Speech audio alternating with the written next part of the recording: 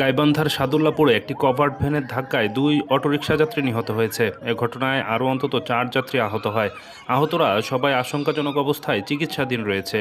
মঙ্গলবার দুপুরে গাইবান্ধা সাদুল্লাপুর সড়কের মন্দুয়ার শাহানা ফিলিং স্টেশন সংলগ্ন স্থানে এ দুর্ঘটনা ঘটে। স্থানীয়রা জানায় ওই সময় একটি কাভার্ড ভ্যান গাইবান্ধার দিকে যাচ্ছিল।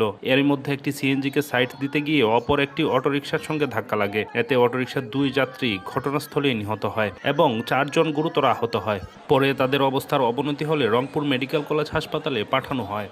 আমি এসছি ভরা নিবার আসিয়ে চাউল নাই তুলতে দেখি একটা মহিলা নিয়ে যাচ্ছে। ওই মহিলাটাকে আমি তুলে দিবে যায় দেখি সমানে এগুলো আসতেছে না, ধোয়া পাকড়া করে দেখি আমার দুটি দিনের লোকের মধ্যে আমার ছোট ভাই।